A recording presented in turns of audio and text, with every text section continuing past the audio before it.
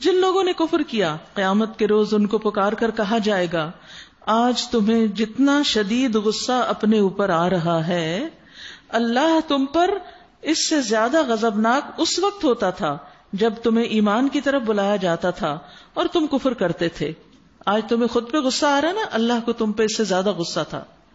وہ کہیں گے اے ہمارے رب تو نے واقعی ہمیں 2 دفعہ موت اور 2 دفعہ زندگی دی, اب ہم اپنے قصوروں کا اعتراف کرتے ہیں, کیا اب یہاں سے نکلنے کا کوئی راستہ ہے؟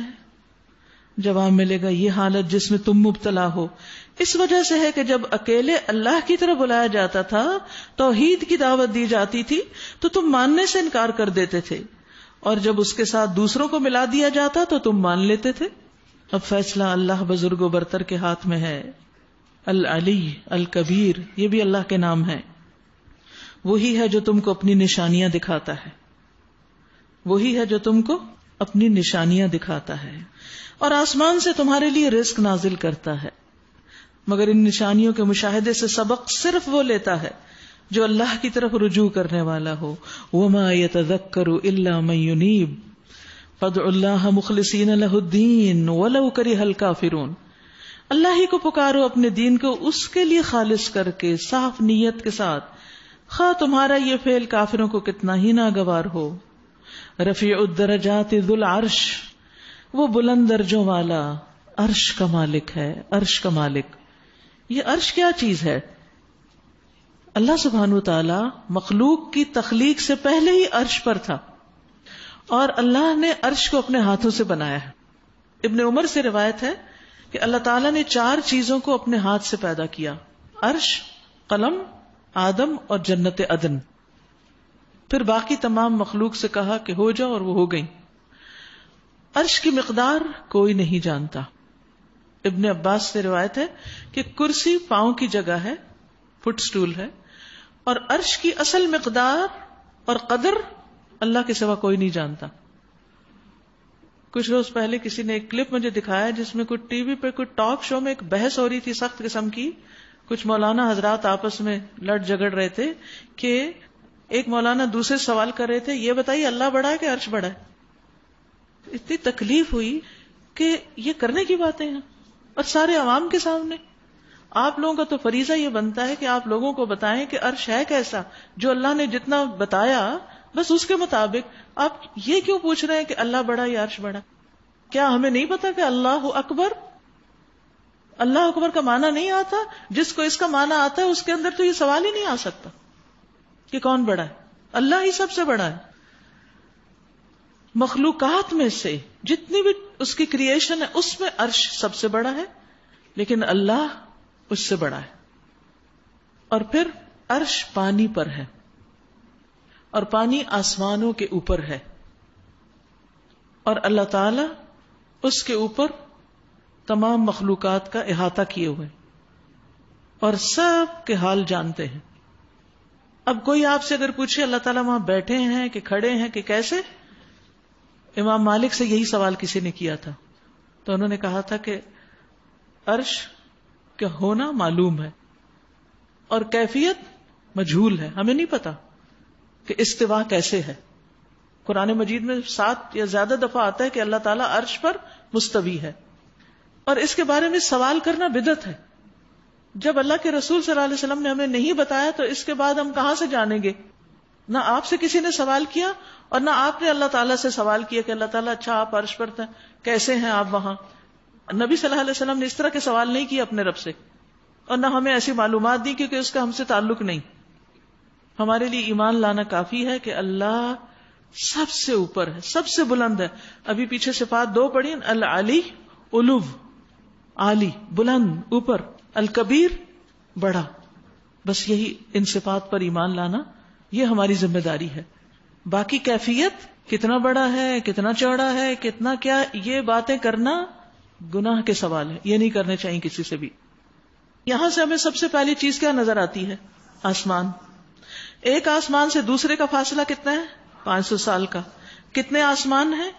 7 آسمان. آسمانوں کے بعد پھر جنت ہے. آسمانوں کے اوپر کیا ہے؟ جنت. جنت کے 100 درجے ہیں. ہر درجے کے بیچ کا فاصلہ کتنا ہے؟ 200 سال کا. اس کے اوپر پانی ہے, اس کے اوپر عرش ہے، اس کے اوپر ہمارا رب ہے. کتنا بلند، العلی العظیم العلی الکبیر. اور وہاں سے وہ ہماری سنتا ہے اور ہمارے حال جانتا ہے. اسی لیے تو کہا گیا انہوں نے اللہ کی قدر ہی نہیں کی، اس کی عظمت کو پہچانا ہی نہیں. عبداللہ ابن عمر کہتے ہیں کہ اللہ نے 7ویں آسمان سے اوپر پانی بنایا اور پانی کے اوپر عرش بنایا اور بیچ میں پھر جنت ہے. قسم ہے اس ذات کی جس کے ہاتھ میں میری جان ہے، سورج اور چاند کو اچھی طرح معلوم ہے کہ قیامت کے دن ان کو جہنم میں جانا ہوگا. حاملین عرش، کچھ فرشتے عرش کو اٹھائے ہوئے ہیں، قرآن مجید میں بھی آتا ہے وَيَحْمِلُ عَرْشَ رَبِّكَ فَوْقَهُمْ يَوْمَئِذٍ ثَمَانِيَةٌ. قیامت کے دن عرش کو 8 فرشتے اٹھائے ہوئے ہوں گے. تو ابو جہل اور لوگوں نے مذاق اڑایا کہ وہ کہنے لگے وہاں کو کوئی پہلوان، تو اس نے کہا اتنوں کو تو میں پکڑ لوں گا اور باقیوں کو تم نبٹ لینا، اور اس قسم کا مذاق انہوں نے کیا. لیکن انہیں نہیں معلوم کہ ایک ایک فرشتہ خود کتنا بڑا ہے. سنن نبی داؤد کی روایت ہے، نبی صلی اللہ علیہ وسلم نے فرمایا مجھے اجازت دی گئی ہے کہ میں اللہ کا عرش اٹھانے والے فرشتوں کے بارے میں کچھ بیان کروں. اور آپ نے صرف ایک چھوٹی سی بات بیان کی کہ اس کے کانوں کی لو سے کندھے تک، یہ بس اتنی جگہ، اس کا درمیانی فاصلہ 700 سال کی مسافت کا ہے. تو باقی ان کا سائز کیا ہوگا؟ اللہ اکبر. اور پھر عرش کا سائز کیا ہوگا؟ اور حاملین عرش خوبصورت آواز میں رب کی پاکی بیان کرتے رہتے ہیں، تسبیح کرتے رہتے ہیں، ایک دوسرے کو اچھی اور نرم آواز میں جواب دیتے ہیں. 4 کہتے ہیں سبحانک و بحمدک علی حلمک بعد علمک، اور 4 کہتے ہیں سبحانک و بحمدک علی عفوک بعد قدرتک. اور یہ یاد رکھیے کہ لوح محفوظ عرش پر ہے، ٹھیک ہے، اور اس پر کیا لکھا ہے؟ میری رحمت میرے غضب پر حاوی ہے. لہذا ایسے کام کریں جس سے اللہ کی رحمت آئے. وہ بلند درجوں والا مالک عرش. اب جب یہ لفظ آئے نا یا یہ صفت اللہ کی ذو العرش، تو تھوڑا تخیل سے بھی کام لیا کریں، اوپر سے اوپر سے اوپر سے اوپر سے، یعنی کہ انسان کی سوچ جواب دے جاتی. جب اس کی بنائی ہوئی تخلیق، یہ گیلیکسیز اور ستارے اور سیارے یہ اتنے بڑے بڑے ہیں، تو ان کا بنانے والا کتنا بڑا ہوگا. اپنے بندوں میں سے جس پر چاہتا ہے اپنے حکم سے روح نازل کرتا ہے تاکہ وہ ملاقات کے دن سے خبردار کرے. وہ دن جب کہ سب لوگ بے پردہ ہوں گے، اللہ سے ان کی کوئی بات بھی چھپی ہوئی نہ ہوگی. اس روز پکار کر پوچھا جائے گا آج بادشاہت کس کی ہے؟ سارا عالم پکار اٹھے گا اللہ واحد قہار کی. کہا جائے گا آج ہر شخص کو اس کی کمائی کا بدلہ دیا جائے گا جو اس نے کی تھی. آج کسی پر کوئی ظلم نہ ہوگا، اور اللہ حساب لینے میں بہت تیز ہے، بہت جلد حساب لے لے گا. اے نبی صلی اللہ علیہ وسلم، ڈراؤ ان لوگوں کو اس دن سے جو قریب آ لگا ہے، جب کلیجے منہ کو آ رہے ہوں گے. اتنی گھبراہٹ کا دن، اور لوگ چپ چاپ غم کے گھونٹ پیے کھڑے ہوں گے. ظالموں کا نہ کوئی مشفق دوست ہوگا اور نہ کوئی شفیع سفارشی جس کی بات مانی جائے. اللہ نگاہوں کی چوری تک سے واقف ہے. یعلم خائنۃ الاعین، وہ عرش کا مالک بندہ ادھر سے ادھر اشارہ کرے آنکھ کا، اس کو بھی دیکھ لیتا ہے. یا جس حرام چیز پر وہ کنکھیوں سے بھی نظر ڈالتا ہے اس کو بھی دیکھ لیتا ہے. کہاں جواز رہ جاتا ہے فحش فلمیں دیکھنے کا، ننگے جسم دیکھنے کا، دوسروں کے سطر دیکھنے کا، حرام منظر دیکھنے کا. جس کے دل میں ذرا بھی اللہ کا خوف ہو کہ وہ تو نگاہ کی چھوٹی سی خیانت بھی دیکھ لیتا ہے، وہ کیسے لوگوں سے چھپ کے اور اللہ دیکھ رہا ہو اس کے سامنے اپنے اسکرین کے اوپر فحش مناظر دیکھے. ایسا شخص جو اللہ سے ڈر تو نہیں دیکھ سکتا، کیونکہ اللہ نے منع کیا اس چیز سے. یعنی کسی کا سطر دیکھنا حرام ہے، تو ایسے میں یہ حرام کام وہی کر سکتا ہے جو اللہ سے نہ ڈرتا ہو. اللہ نگاہوں کی چوری تک سے واقف ہے، بڑی چیز ہو، چھوٹی ہو، باریک ہو، لطیف ہو. اور وہ راز تک جانتا ہے جو سینوں نے چھپا رکھے. دل کی باتیں بھی جانتا ہے، جو کچھ سوچتا ہے انسان، جو اس کی خواہشات ہیں، جو شکوک و شبہات ہیں، سب پتا ہے. اس لیے اللہ سے حیا کرنا سب سے زیادہ ضروری ہے. اور جب انسان اللہ سے حیا کرتا ہے تو اللہ کا تقویٰ آ جاتا ہے پھر دل میں، کیونکہ وہ اللہ سے ڈرتا ہے. دیکھیے مخلوق چھوٹی ہے نا، لیکن ہم اس سے زیادہ ڈرتے ہیں. اللہ بڑا ہے اور اس سے کم ڈرتے ہیں.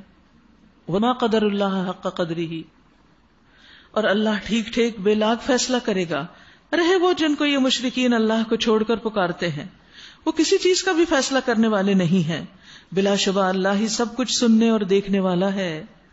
کیا یہ لوگ کبھی زمین میں چلے پھرے نہیں کہ انہیں ان لوگوں کا انجام نظر آتا جو ان سے پہلے گزر چکے ہیں؟ وہ ان سے زیادہ طاقتور تھے اور ان سے زیادہ زبردست آثار زمین میں چھوڑ گئے ہیں، مگر اللہ نے ان کے گناہوں پر انہیں پکڑ لیا۔ اہل مکہ تم کہاں چھوٹو گے؟ ان کو اللہ سے بچانے والا کوئی نہ تھا۔ یہ ان کا انجام اس لیے ہوا کہ ان کے پاس ان کے رسول بینات لے کر آئے اور انہوں نے ماننے سے انکار کر دیا۔ آخر کار اللہ نے ان کو پکڑا، یقیناً وہ بڑی قوت والا اور سزا دینے میں بہت سخت ہے۔ ہم نے موسیٰ علیہ السلام کو فرعون اور حامان اور قارون کی طرف اپنی نشانیوں اور نمایاں سند ماموریت کے ساتھ بھیجا، مگر انہوں نے کہا ساحر ہے، کذاب ہے، یعنی طرح طرح کے الزام لگائے۔ پھر جب وہ ہماری طرف سے ان کے سامنے حق لایا تو انہوں نے کہا جو لوگ ایمان لا کر اس کے ساتھ شامل ہوئے ہیں ان سب کے لڑکوں کو قتل کر دو اور لڑکیوں کو جیتا چھوڑ دو، مگر کافروں کی چال اکارت ہی گئی۔ ایک روز فرعون نے اپنے درباریوں سے کہا چھوڑو مجھے، میں اس موسیٰ کو قتل کیے دیتا ہوں اور پکار دیکھے یہ اپنے رب کو۔ مجھے اندیشہ ہے کہ یہ تمہارا دین بدل ڈالے گا یا ملک میں فساد برپا کرے گا۔ موسیٰ علیہ السلام نے کہا میں نے تو ہر اس متکبر کے مقابلے میں جو یوم الحساب پر ایمان نہیں رکھتا اپنے رب اور تمہارے رب کی پناہ لے لی ہے۔ بہت ہی خوبصورت الفاظ ہیں، ان کو بھی یاد کر لیجئے آج کی دعا کے طور پر۔ انی عذت بربی وربکم من کل متکبر لا یؤمن بیوم الحساب۔ جب کبھی کسی کا خطرہ ہو، کوئی دشمن کا یا ایسا موقع کہ جو لوگ اللہ سے نہیں ڈرتے، آپ کو ان کے ظلم کا خوف ہو، تو آپ اللہ کی پناہ لیں ہر متکبر کے شر سے بچنے کے لیے۔ اس موقع پر آل فرعون میں سے ایک مومن شخص جو اپنا ایمان چھپائے ہوئے تھا بول اٹھا، کیا تم ایک شخص کو صرف اس وجہ سے قتل کرو گے کہ وہ کہتا ہے میرا رب اللہ ہے؟ بس یہ ہے اس کا قصور؟ حالانکہ وہ تمہارے رب کی طرف سے تمہارے پاس بینات لے کر آیا، نشانیاں ہیں کھلی کھلی اس کے پاس۔ اگر وہ جھوٹا ہے تو اس کا جھوٹ خود اسی پر پلٹ پڑے گا، لیکن اگر وہ سچا ہے تو جن ہولناک نتائج کا وہ تمہیں خوف دلاتا ہے ان میں سے کچھ تو تم پر ضرور ہی آ جائیں گے۔ اللہ کسی ایسے شخص کو ہدایت نہیں دیتا جو حد سے گزر جانے والا اور کذاب ہو۔ اللہ کسی ایسے کو ہدایت نہیں دیتا جو حد سے بڑھ جائے اور سخت جھوٹا ہو۔ اے میری قوم کے لوگوں، آج تمہیں بادشاہی حاصل ہے۔ یہ فرعون کی قوم کا شخص تھا جو حق بات کر رہا ہے، اور زمین میں تم غالب ہو، لیکن اگر اللہ کا عذاب ہم پر آ گیا تو پھر کون ہے جو ہماری مدد کر سکے گا؟ اس کو بات سمجھ آ گئی موسیٰ علیہ السلام کی۔ فرعون نے کہا میں تو تم لوگوں کو وہی رائے دے رہا ہوں جو مجھے مناسب نظر آتی ہے۔ اب دیکھیے فرعون جیسا غلط کار بھی اپنی رائے کو درست کہہ رہا ہے، اور میں اسی راستے کی طرف تمہاری رہنمائی کرتا ہوں جو ٹھیک ہے۔ وہ شخص جو ایمان لایا تھا اس نے کہا اے میری قوم کے لوگوں، مجھے خوف ہے کہ کہیں تم پر بھی وہ دن نہ آ جائے جو اس سے پہلے بہت سے جتھوں پہ آ چکا ہے، جیسا دن قوم نوح اور عاد اور سمود اور ان کے بعد والی قوموں پر آیا تھا۔ اور یہ حقیقت ہے کہ اللہ اپنے بندوں پر ظلم کا کوئی ارادہ نہیں رکھتا۔ اے قوم، مجھے ڈر ہے کہ کہیں تم پر فریاد و فغاں کا دن نہ آ جائے، یوم التناد، جب تم ایک دوسرے کو پکارو گے اور بھاگے بھاگے پھرو گے، مگر اس وقت اللہ سے بچانے والا کوئی نہ ہوگا۔ سچ یہ ہے کہ جسے اللہ بھٹکا دے اسے پھر کوئی راستہ دکھانے والا نہیں ہوتا۔ اس سے پہلے یوسف علیہ السلام تمہارے پاس بینات یعنی کھلی نشانیاں لے کر آئے تھے، مگر تم ان کی لائی ہوئی تعلیم کی طرف سے شک ہی میں پڑے رہے۔ پھر جب ان کا انتقال ہو گیا تو تم نے کہا اب ان کے بعد اللہ کوئی رسول ہرگز نہ بھیجے گا۔ اسی طرح اللہ ان سب لوگوں کو گمراہی میں ڈال دیتا ہے جو حد سے گزرنے والے اور شکی ہوتے ہیں، اور اللہ کی آیات میں جھگڑے کرتے ہیں بغیر اس کے کہ ان کے پاس کوئی سند یا دلیل آئی ہو۔ یہ رویہ اللہ اور ایمان لانے والوں کے نزدیک سخت مبغوض ہے۔ اسی طرح اللہ ہر متکبر اور جبار کے دل پر ٹھپا لگا دیتا ہے۔ یہ بات بھی سوچنے کی ہے کہ اللہ کی ناراضگی ہوتی ہے ایسے لوگوں پر جو تکبر کریں اور جو بڑے بن کر رہیں۔ وقال فرعون یا حامان، فرعون نے کہا اے حامان، میرے لیے ایک بلند عمارت بنا تاکہ میں راستوں تک پہنچ سکوں، آسمانوں کے راستوں تک، اور موسیٰ کے الہ کو جھانک کر دیکھوں، مجھے تو یہ موسیٰ جھوٹا ہی معلوم ہوتا ہے۔ اس طرح فرعون کے لیے اس کی بدعملی خوشنما بنا دی گئی اور وہ راہ راست سے روک دیا گیا۔ شیطان نے اس کے برے کام اس کو خوبصورت بنا کر دکھائے۔ فرعون کی ساری چال بازی اس کی اپنی تباہی کے راستے ہی میں صرف ہوئی، جو کچھ وہ کر رہا تھا وہی اس کے وبال کا سبب بن گیا۔ وہ شخص جو ایمان لایا تھا بولا، اے میری قوم کے لوگو، میری بات مانو، میں تمہیں صحیح راستہ بتاتا ہوں۔ اے قوم، دنیا کی زندگی تو چند روزہ ہے، تھوڑے دن کی بات ہے، ہمیشہ کے قیام کی جگہ تو آخرت ہی ہے۔ جو برائی کرے گا اس کو اتنا ہی بدلہ ملے گا جتنی اس نے برائی کی ہوگی، اور جو نیک عمل کرے گا خواہ وہ مرد ہو یا عورت، بشرطے کہ ہو وہ مومن، ایسے سب لوگ جنت میں داخل ہوں گے جہاں ان کو بے حساب رزق دیا جائے گا۔ اے قوم، آخر یہ کیا ماجرا ہے کہ میں تو تم لوگوں کو نجات کی طرف بلاتا ہوں اور تم لوگ مجھے آگ کی طرف دعوت دیتے ہو؟ تم مجھے اس بات کی دعوت دیتے ہو کہ میں اللہ سے کفر کروں اور اس کے ساتھ ان ہستیوں کو شریک ٹھہراؤں جنہیں میں نہیں جانتا، حالانکہ میں تمہیں اس زبردست مغفرت کرنے والے رب کی طرف بلا رہا ہوں۔ نہیں، حق یہ ہے اور اس کے خلاف نہیں ہو سکتا کہ جن کی طرف تم مجھے بلا رہے ہو ان کے لیے نہ دنیا میں کوئی دعوت ہے نہ آخرت میں، اور ہم سب کو پلٹنا اللہ ہی کی طرف ہے، اور حد سے گزرنے والے آگ میں جانے والے ہیں۔ آج جو کچھ میں کہہ رہا ہوں، ان قریب وہ وقت آئے گا جب تم اسے یاد کرو گے، اور اپنا معاملہ میں اللہ کے سپرد کرتا ہوں، وہ اپنے بندوں کا نگہبان ہے۔ افوض امری الی اللہ ان اللہ بصیر بالعباد۔ یاد رکھیے، رات کو سوتے وقت بھی جو دعائیں پڑھتے ہیں نا، اس میں بھی ایک دعا ہے جس میں آتا ہے وفوضت امری الیک۔ کسی کے ساتھ کوئی جھگڑا معاملہ ہو جائے، کوئی مشکل آ جائے، میں اپنا معاملہ اللہ کے سپرد کر کے سوتا ہوں۔ بے شک اللہ بندوں کو خوب دیکھ رہا ہے۔ آخر کار ان لوگوں نے جو بری سے بری چالیں اس مومن کے خلاف چلی، اللہ نے ان سب سے اس کو بچا لیا، اور فرعون کے ساتھ ہی خود بدترین عذاب کے پھیر میں آ گئے۔ اب دیکھیے اللہ نے کیسے اکیلا تھا وہ پوری قوم کے مقابلے میں، اللہ نے اس کو بچا لیا اور چالے چلنے والوں کو پکڑ لیا۔ وحاق بآل فرعون سوء العذاب۔ یہ سوء العذاب کیا تھا جس میں آل فرعون مبتلا ہوئی؟ پتہ ہے آپ کو کیا ہوا تھا؟ ڈوب کر مرے تھے، سمندر میں ڈوب گئے تھے۔ موسیٰ علیہ السلام کو پیچھا کر رہے تھے، موسیٰ علیہ السلام تو آگے نکل گئے اور سمندر واپس پھر مل گیا اور یہ سب ڈوب گئے۔ یاد رکھیے، پانی میں ڈوب کے مرنا بڑا تکلیف دہ ہوتا ہے۔ یہاں اس کو سوء العذاب کہا گیا ہے کیونکہ ڈوبنے والے کو سانس بند ہو جانے کے ساتھ ایک مدت تک تکلیف میں مبتلا کیا جاتا ہے۔ آپ نے محسوس کیا ہوگا کہ شام کو جب آپ افطار کے بعد پانی پی لیتے ہیں تو جسم کی کیا حالت ہوتی؟ جسم ٹوٹنے لگتا ہے۔ تو کہاں جب ڈوبتا ہے شخص تو پانی اندر جا جا کے آپ نے دیکھو کہ پیٹ بھر جاتا ہے، ناک سے پانی، کان سے پانی، آنکھ سے پانی، منہ سے پانی، اور پھر کبھی انسان اوپر آتا ہے اور کبھی نیچے جاتا ہے، کبھی ڈوبتا ہے کبھی اوپر تیرتا ہے۔ اب دیکھیے کہ سمندر کا آپس میں ملنا، ان لہروں کا ٹھاٹے مارنا، ان آوازوں کا شور انسان کو اور گھبراہٹ میں مبتلا کرتا ہے جب انسان کو یہ پتا ہو کہ وہ ہلاکی ہو جائے گا۔ اسی طرح پھر زندہ یا مردہ مچھلیوں کے کھانے کا نشانہ بن جاتا ہے، یعنی کبھی تو وہ زندے کو ہی کھا جاتی ہیں اور کبھی مردے کو، یا اور بھی مخلوق ہوتی ہے مچھلیاں نہ بھی ہوں تو یہاں پر آپ دیکھیے کہ آل فرعون کو ڈوبنے کی سزا ملی۔ ڈوب کر مرنے سے پناہ بھی مانگنی چاہیے کہ اللہ ہمیں اس سے محفوظ رکھنا۔ کبھی نہاتے ہوئے بھی پانی ذرا منہ پہ آ جائے نا، سانس رکنے لگے تو کتنی سخت تکلیف ہوتی ہے۔ وہ دعا ہے اللہم انی اعوذ بک من التردی والہدم والغرق والحریق واعوذ بک ان یتخبطنی الشیطان عند الموت۔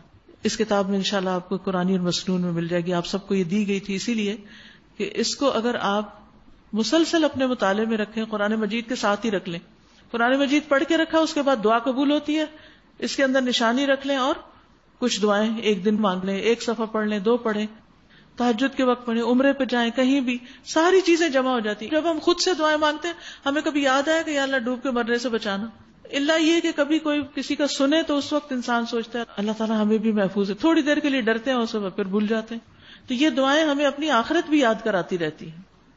النار اور پھر کیا ہوا؟ وہ پانی میں گئے تھے لیکن برزخ میں آگ کا عذاب بھی شروع ہو گیا. نبی صلی اللہ علیہ وسلم جب گئے تھے معراج پر تو آپ کو دکھایا گیا کہ آل فرعون کس طرح صبح و شام آگ پر پیش کی جاتی ہے. اسی سے پھر قبر کے عذاب کی بھی تصدیق ہوتی ہے. دوزخ کی آگ ہے جس کے سامنے صبح و شام پیش کیے جاتے ہیں, اور جب قیامت کی گھڑی آئے گی تو حکم ہوگا آل فرعون کو شدید تر عذاب میں داخل کرو, یعنی جہنم کے عذاب میں. قبر کا عذاب ہلکا ہے جہنم کے سامنے. پھر ذرا خیال کرو اس وقت کا جب یہ لوگ دوزخ میں ایک دوسرے سے جھگڑ رہے ہوں گے. دنیا میں جو لوگ کمزور تھے وہ بڑے بننے والوں سے کہیں گے ہم تمہارے تابع تھے, اب کیا یہاں تم نارے جہنم کی تکلیف کے کچھ حصے سے ہم کو بچا لو گے؟ وہ بڑے بننے والے جواب دیں گے ہم سب یہاں ایک حال میں ہیں, سبھی عذاب میں ہیں, اور اللہ بندوں کے درمیان فیصلہ کر چکا ہے. پھر یہ دوزخ میں پڑے ہوئے لوگ جہنم کے اہلکاروں سے کہیں گے اپنے رب سے دعا کرو کہ ہمارے عذاب میں بس ایک دن کی کمی کر دے. جیسے ہوتا ہے نا پورا ویک کام کرتے ہیں تو پھر ویکینڈ پہ کیا کرتے ہیں؟ آرام کرتے ہیں. تو وہاں جہنم میں بھی کہیں گے ایک دن ہمیں اس عذاب سے چھٹی مل جائے. وہ پوچھیں گے کیا تمہارے پاس تمہارے رسول بینات لے کر نہیں آتے رہے؟ وہ کہیں گے ہاں. جہنم کے اہلکار کہیں گے پھر تو تم دعا ہی کرو, اور کافروں کی دعا اکارت ہی جانے والی ہے. ایک روایت میں آتا ہے کہ کئی سال تک تو وہ جہنم کا دور ہوگا, جواب بھی نہیں دے گا ان کو. وہ چیخیں ماریں گے, پکاریں گے, وہ بات بھی نہیں کرے گا ان سے. وہ اللہ تعالیٰ سے بات کرنا چاہیں گے, اللہ تعالیٰ فرمائے قال اخسؤوا فیہا ولا تکلمون, اسی میں پڑے رہو ذلیل ہو کے, مجھ سے مت بات کرو. اب آپ دیکھیے ایک شخص مصیبت میں اور کوئی اس کی فریاد سنے ہی نہ, اس سے مصیبت اور بڑھ جاتی ہے. اتنی بھیانک ہے وہ جگہ. ہر اس چیز سے بچنا چاہیے جو وہاں لے جانے والی ہو. پھر تم دعا ہی کرو, اور کافروں کی دعا اکارت ہی جانے والی, یعنی جہنم میں دعائیں نہیں قبول ہوں گی, دنیا میں ہوں گی, یہاں مانگے خوب خوب. یقین جانو کہ ہم اپنے رسولوں اور ایمان لانے والوں کی مدد اس دنیا کی زندگی میں بھی لازمن کرتے ہیں. اللہ اکبر. اخلاص کی ضرورت ہے, اللہ کی مدد آتی ہے, اور اس روز بھی کریں گے جب گواہ کھڑے ہوں گے, جب ظالموں کو ان کی معذرت کچھ بھی فائدہ نہ دے گی, ان پر لعنت پڑے گی اور بدترین ٹھکانہ ان کے حصے میں آئے گا. دنیا میں کیسے مدد ہوتی؟ ابن عباس کہتے ہیں ان کو غلبہ اور طاقت دے کر یا دلیل دے کر, حق بات کی دلیل ان کو اللہ تعالیٰ سجا دیتا ہے, یا پھر کسی بھی طرح ان کو نجات دے کر ظالموں کے ظلم وغیرہ سے. نبی صلی اللہ علیہ وسلم نے فرمایا, صحیح مسلم کی روایت ہے, میری امت میں سے ایک جماعت ہمیشہ حق پر غالب رہے گی, جو انہیں رسوا کرنا چاہے گا وہ انہیں کوئی نقصان نہیں دے سکے گا. کتنی بڑی خوشخبری ہے. ہمیشہ سچائی کی تلاش میں رہیں, سچائی قبول کر لیں اور اس پہ جم جائیں, مخالفوں کی مخالفت کی پرواہ نہ کریں. اللہ کی مدد آئے گی, صبر سے کام لیں یہاں تک کہ اللہ کا حکم آ جائے اور وہ اسی حال پر ہوں. آخر دیکھ لو کہ موسیٰ کی ہم نے رہنمائی کی اور بنی اسرائیل کو اس کتاب کا وارث بنا دیا جو عقل اور دانش رکھنے والوں کے لیے ہدایت اور نصیحت تھی. بس اے نبی صبر کرو, اللہ کا وعدہ برحق ہے. اپنے قصور کی معافی چاہو اور صبح و شام اپنے رب کی حمد کے ساتھ اس کی تسبیح کرتے رہو. یاد رہی تھی کل صبح اور شام تسبیح کرنا؟ الحمدللہ.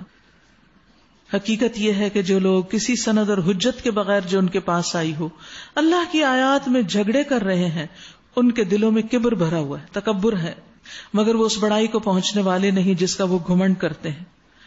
بس اللہ کی پناہ مانگ لو, وہ سب کچھ دیکھتا اور سنتا ہے. آسمانوں اور زمین کا پیدا کرنا انسانوں کو پیدا کرنے کی بنسبت یقیناً زیادہ بڑا کام ہے, مگر اکثر لوگ جانتے نہیں. اور یہ نہیں ہو سکتا کہ اندھا اور بینا یکساں ہو جائے اور ایماندار اور صالح اور بدکار برابر ٹھہرے, یعنی نیک اور بد ایک جیسے ہو جائیں. مگر تم لوگ کم ہی کچھ سمجھتے ہو. یقیناً قیامت کی گھڑی آنے والی ہے, اس کے آنے میں کوئی شک نہیں, مگر اکثر لوگ نہیں مانتے. اچھا آپ کے لیے شکر ہے ہم تو مانتے ہیں. اگر مانتے ہیں تو تیاری کتنی ہے اس کو جانتے کتنا ہے, جانے بغیر کیا مانتے ہیں, اس میں احوال کیا کیا ہے وہ تو قرآن و سنت سے پتہ چلتے ہیں. جب اسی کو نہیں پڑھیں گے تو کیا پتہ چلے گا کہ وہ کیسا دن ہے, تو اس پر ایمان پھر کیسا ہے. بغیر علم کے ایمان جو ہے وہ کامل نہیں ہوتا. وقال ربكم ادعوني استجب لكم ان الذين يستكبرون عن عبادتي سيدخلون جہنم داخرین. تمہارا رب کہتا ہے مجھے پکارو میں تمہاری دعائیں قبول کروں گا. کیا رب کی بات جھوٹی ہو سکتی؟ نہیں. تو ہمیں دعائیں کرتے رہنا چاہیے. جو لوگ گھمنڈ میں آ کر میری عبادت سے منہ موڑتے ہیں ضرور وہ ذلیل و خوار ہو کر جہنم میں داخل ہوں گے. اب یہاں عبادت کیا عبادت ہے؟ دعا کی عبادت. یاد رکھیے اللہ تعالی دعا نہ کرنے والے سے ناراض ہوتے ہیں کیونکہ دعا ایک عبادت ہے. سفیان ثوری اکثر کہا کرتے تھے اے وہ ذات جس کو اپنے تمام بندوں میں سے وہ انسان سب سے زیادہ محبوب ہے جو اس سے مانگے اور زیادہ مانگے، کثرت سے مانگے. یعنی جو جتنا زیادہ مانگتا ہے اتنا اللہ کا پیارا ہے. تو دعاؤں کی کثرت، اور پھر فارملی بھی مانگے اور اٹھتے بیٹھتے بھی مانگے، چھوٹی چھوٹی چیزیں بھی مانگے اللہ سے، اللہ کو اچھا لگتا ہے. اے وہ ذات جس کو اپنے تمام بندوں میں وہ انسان سب سے زیادہ ناپسند ہے جو اس سے نہیں مانگتا. اے رب تیرے سوا کوئی بھی ایسا نہیں جو بے نیاز ہو اور نہ مانگے، یعنی اس کو مانگنے کی ضرورت نہ. یاد رکھیے جب ہمیں کوئی مشکل آتی ہے نا تو جتنی ہم اس مشکل کے حل کے لیے بندوں کے پیچھے بھاگتے ہیں نا اور جتنا وقت لگاتے ہیں ان کو کنونس کرنے کے لیے کہ وہ ہماری مدد کریں، اتنا اگر ہم دعا میں بھی لگا دیں نا تو ہمارا مسئلہ حل ہو جائے. بندوں کے پیچھے ہم زیادہ بھاگتے ہیں، فکر میں زیادہ دیر رہتے ہیں، دعا کم کرتے ہیں. دعا پہ یقین ہی نہیں ہوتا کہ اس سے کچھ ہوگا. ہم سمجھتے ہیں جو لوگ کر دیں گے وہ زیادہ ہے، وہی ہے مسئلے کا حل. تو دعا نہ کرنا اللہ کی ناراضگی مول لینا ہے. رسول اللہ صلی اللہ علیہ وسلم نے فرمایا جو آدمی اللہ سے سوال نہیں کرتا اللہ اس پہ ناراض ہو جاتا ہے. آپ نے فرمایا لوگوں میں سب سے بڑا عاجز وہ ہے جو دعا مانگنے سے عاجز ہے، اس کو دعا کی نہیں توفیق. آپ نے فرمایا دعا فائدہ دیتی ہے. اس کے بارے میں بھی جو کچھ نازل ہو چکا ہے، یعنی جو مصیبت آئی ہے اس کو دور کرنے کے لیے بھی کیا کرنا چاہیے؟ دعا مانگنی چاہیے.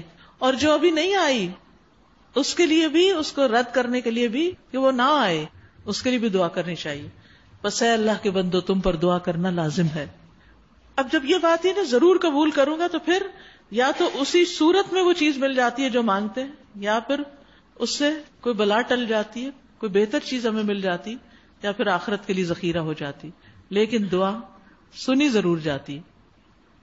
وہ اللہ ہی تو ہے جس نے تمہارے لیے رات بنائی تاکہ تم اس میں سکون حاصل کر سکو اور دن کو روشن کیا. حقیقت یہ ہے کہ اللہ لوگوں پر بڑا فضل فرمانے والا ہے، مگر اکثر لوگ شکر ادا نہیں کرتے، یعنی رات کی نیند کا بھی شکر ادا نہیں کرتے. وہی اللہ تمہارا رب ہے، یعنی جو یہ سب کرتا ہے، ہر چیز کا خالق، اس کے سوا کوئی معبود نہیں. پھر تم کدھر سے بہکائے جا رہے ہو؟ اسی طرح وہ سب لوگ بہکائے جاتے رہے ہیں جو اللہ کی آیات کا انکار کرتے تھے.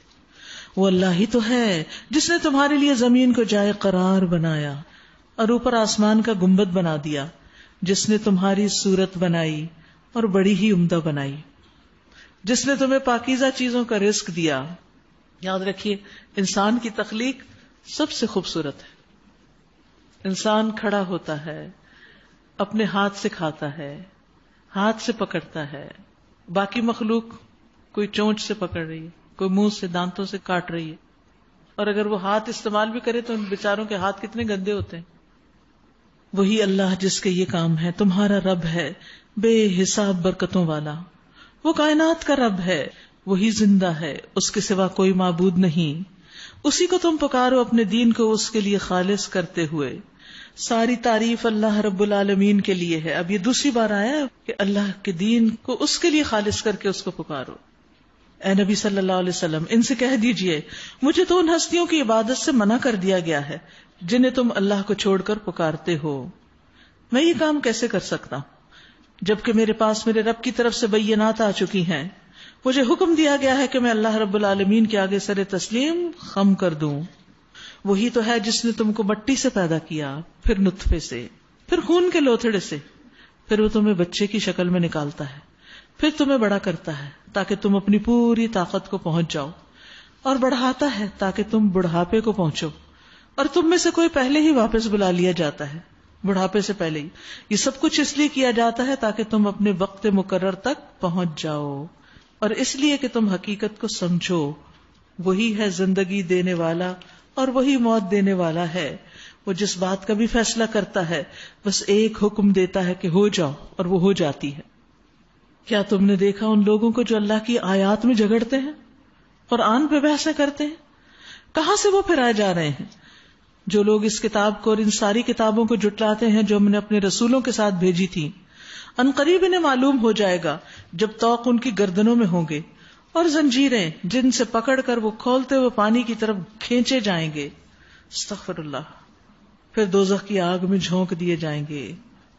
حسن بن نبی حسن کہتے ہیں کہ زنجیریں جہنمیوں کی گردنوں میں اس لیے نہیں ڈالی گئی یا یہ طوق اس لیے نہیں ڈالے گئے کہ انہوں نے رب کو عاجز کر دیا، بلکہ اس لیے کہ جب شعلے ان کو اوپر لے جائیں تو زنجیریں ان کو نیچے گرا دیں، اس کے وزن سے نیچے آ جائیں جہنم کی تہہ میں، اور پھر یہاں زنجیروں میں پکڑ کر وہ کھولتے ہوئے پانی کی طرف کھینچے جائیں، یعنی جب پیاس لگے تو اس طرف جائیں.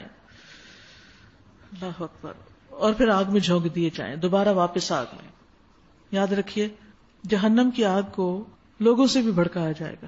وقودها الناس والحجارہ، یعنی وہ پتھروں سے بھی بھڑکے گی، سورج چاند بھی اس میں ڈالے جائیں گے، اور پھر انسان جب ڈالے جائیں گے تو ان کی اپنی ہیٹ ہوگی، اور اس طرح عذاب بڑھتا چلا جائے گا. چہروں کو اس طرح جھلس دے گی کہ جبڑے باہر نکل آئیں گی، شکلیں بد شکل ہو جائیں گی. کھال ادھیڑ دینے والی، نزاعۃ للشوا، کلما خبت زدناہم سعیرا، جب آگ ہلکی ہونے لگے گی اس کو اور بڑھکا دیا جائے گا. یاد رکھیے آگ تو آگ ہے. حدیث میں آتا ہے ایک جہنمی کا سانس 1,00,000 سے زائد لوگوں کو جلا سکتا ہے، صرف سانس. اتنا گرم سانس ہوگا، اللہ بچائے. نبی صلی اللہ علیہ وسلم نے فرمایا اگر اس مسجد میں، مسجد نبی کی بات کریں، 1,00,000 یا زائد افراد بیٹھے ہوں، اس زمانے میں تو نہیں تصور کیا جا سکتا تھا، لیکن آج کے دور میں آپ دیکھیں اتنا کراؤڈ ہو جاتا ہے، اور ان 1,00,000 لوگوں میں صرف ایک آدمی جہنمی ہو اور وہ سانس لے لے اور اس کی سانس ان سب کو پہنچے تو اس سانس کے اثر سے مسجد لوگوں سمیت جل جائے. اتنی سخت گرمی کی جگہ ہے وہ. اس لیے ہر اس چیز سے بچنے کی ضرورت ہے جو سزا کی طرف لے جانے والی، اور توبہ کرنے کی ضرورت ہے. پھر ان سے پوچھا جائے گا کہ اب کہاں ہیں اللہ کے سوا وہ دوسرے الہ جن کو تم شریک کرتے تھے؟ وہ جواب دیں گے کھوئے گئے وہ ہم سے، ہمیں نہیں پتا کہاں گئے، بلکہ ہم اس سے پہلے کسی چیز کو نہیں پکارتے تھے، اب اپنی غلطیوں کا انکار کر دیں گے. اس طرح اللہ کافروں کا گمراہ ہونا متحقق کر دے گا. ان سے کہا جائے گا یہ تمہارا انجام اس لیے ہوا ہے کہ تم زمین میں غیر حق پر مگن تھے اور پھر اس پر اتراتے تھے. اب جاؤ جہنم کے دروازوں میں داخل ہو جاؤ، ہمیشہ تم کو وہیں رہنا ہے. بہت ہی برا ٹھکانہ ہے متکبروں کا. پس اے نبی صلی اللہ علیہ وسلم صبر کیجئے، اللہ کا وعدہ برحق ہے. اب خواہ ہم تمہارے سامنے ہی ان کو ان برے نتائج کا کوئی حصہ دکھا دیں جن سے ہم انہیں ڈرا رہے ہیں، یا اس سے پہلے تمہیں دنیا سے اٹھا لیں، پلٹ کر آنا تو انہیں ہماری ہی طرف ہے. اے نبی صلی اللہ علیہ وسلم تم سے پہلے ہم بہت سے رسول بھیج چکے ہیں، جن میں سے بعض کے حالات ہم نے تم کو بتا دیے ہیں اور بعض کے نہیں بتائے. کسی رسول کی بھی یہ طاقت نہ تھی کہ اللہ کے اذن کے بغیر خود کوئی نشانی لے آتا. پھر جب اللہ کا حکم آ گیا تو حق کے مطابق فیصلہ کر دیا گیا، اور اس وقت غلط کار لوگ خسارے میں پڑ گئے. اللہ ہی نے تمہارے لیے یہ مویشی جانور بنائے تاکہ ان میں سے کسی پر تم سوار ہو اور کسی کا گوشت کھاؤ. ان کے اندر تمہارے لیے اور بھی بہت سے منافع ہیں. وہ اس کام بھی آتے ہیں کہ تمہارے دلوں میں جہاں جانے کی حاجت ہو ان پر تم وہاں پہنچ سکو، یعنی سواری کے کام. ان پر بھی اور کشتیوں پر تم سوار کیے جاتے ہو. اللہ اپنی یہ نشانیاں تمہیں دکھا رہا ہے، آخر تم اس کی کن کن نشانیوں کا انکار کرو گے؟ پھر کیا یہ زمین میں چلے پھرے نہیں کہ انہیں ان لوگوں کا انجام نظر آتا جو ان سے پہلے گزر چکے ہیں؟ وہ ان سے تعداد میں کہیں زیادہ تھے، ان سے بڑھ کر طاقتور تھے، اور زمین میں ان سے زیادہ شاندار آثار چھوڑ گئے ہیں. جو کچھ کمائی انہوں نے کی تھی آخر وہ ان کے کس کام آئی؟ جب ان کے رسول ان کے پاس بینات لے کر آئے تو وہ اسی علم میں مگن رہے جو ان کے اپنے پاس تھا. اللہ اکبر. رسولوں کا پیغام آیا، دین کی تعلیم آئی، لیکن وہ کس علم میں لگے رہے؟ فرحوا بما عندهم من العلم، اسی پہ اتراتے رہے. ہم بہت پڑھے لکھے لوگ ہیں، ہمیں سب کچھ پتا ہے، تم ہمیں کیا بتاؤ گے؟ دین کے علم کو حقیر سمجھا، اپنی ڈگریوں کو بڑا سمجھا. اور یہ مسئلہ آج نہیں، اس دور میں بھی تھا. پھر اسی چیز کے پھیر میں آ گئے جس کا وہ مذاق اڑاتے تھے. جب انہوں نے ہمارا عذاب دیکھ لیا تو پکار اٹھے کہ ہم نے مان لیا اللہ وحدہ لا شریک کو، اور ہم انکار کرتے ہیں ان سب معبودوں کا جنہیں ہم شریک ٹھہراتے تھے. مگر ہمارا عذاب دیکھ لینے کے بعد ان کا ایمان ان کے لیے کچھ بھی فائدہ مند نہ ہو سکتا تھا، کیونکہ یہی اللہ کا مقرر ضابطہ ہے جو ہمیشہ اس کے بندوں میں جاری رہا ہے. اور اس وقت کافر لوگ خسارے میں پڑ گئے.